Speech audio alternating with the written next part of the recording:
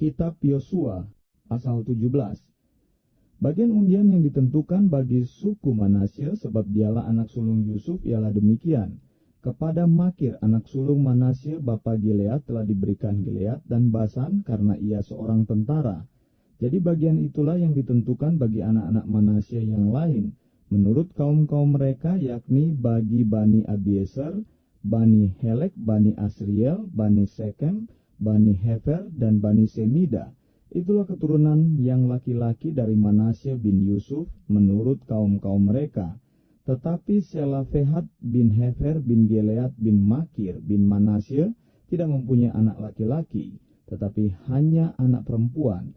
Inilah nama anak-anaknya itu, Mahla, Noah, Hogla, Milka, dan Tirsa.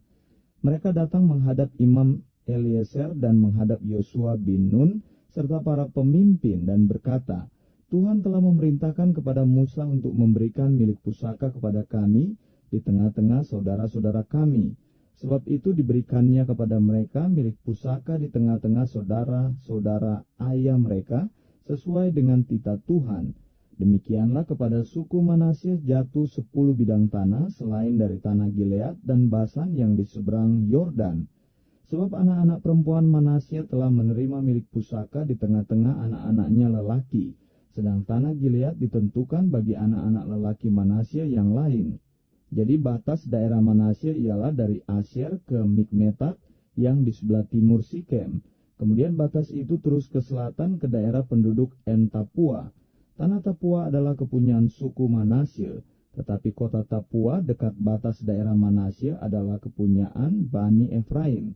Kemudian batas itu turun ke sungai Kana, ke sebelah selatan sungai itu. Kota-kota di sana adalah kepunyaan suku Efraim, sekalipun di tengah-tengah kota-kota suku Manasye. Selanjutnya batas daerah Manasye itu lewat dari sebelah utara sungai itu dan berakhir ke laut. Ke selatan daerah itu kepunyaan suku Efraim dan ke utara kepunyaan suku Manasye. Batasnya ialah laut. Di sebelah utara batas daerah itu menyinggung daerah Asyer, di sebelah timur menyinggung daerah Isakar. Tetapi di daerah Isakar dan Asyer ada juga kepunyaan suku Manasye, yakni Betsean dengan segala anak kotanya, Yibleam dengan segala anak kotanya, penduduk Dor dengan segala anak kotanya, penduduk Endor dengan segala anak kotanya, penduduk Taanak dengan segala anak kotanya, dan segala penduduk Megido dengan segala anak kotanya, yakni ketiga daerah bukit itu. Tetapi Bani Manasye tidak dapat menduduki kota-kota itu, sebab orang Kanaan berhasil untuk tetap diam di negeri itu. Setelah orang Israel menjadi kuat, orang Kanaan itu dibuatnya menjadi orang Rodi, tetapi tidaklah sama sekali mereka itu dihalaunya. Berkatalah Bani Yusuf kepada Yosua demikian, Mengapa engkau memberikan kepadaku hanya satu bagian undian dan satu bidang tanah saja menjadi milik pusaka? Padahal aku ini bangsa yang banyak jumlahnya, karena Tuhan sampai sekarang memberkati aku.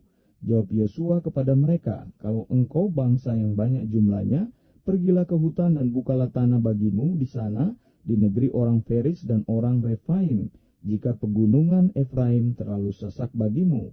Kemudian berkatalah Bani Yusuf, pegunungan itu tidak cukup bagi kami, dan semua orang Kanaan yang diam di dataran itu mempunyai kereta besi, baik yang diam di Betsean dengan segala anak kotanya maupun yang diam di lembah Yisreel. Lalu berkatalah Yosua kepada keturunan Yusuf, kepada suku Efraim dan suku Manasye, Engkau ini bangsa yang banyak jumlahnya dan mempunyai kekuatan yang besar. Tidak hanya satu bagian undian ditentukan bagimu, tetapi pegunungan itu akan ditentukan bagimu juga. Dan karena tanah itu hutan, haruslah kamu membukanya. Kamu akan memilikinya sampai kepada ujung-ujungnya, sebab kamu akan menghalau orang Kanaan itu, sekalipun mereka mempunyai kereta besi dan sekalipun mereka kuat.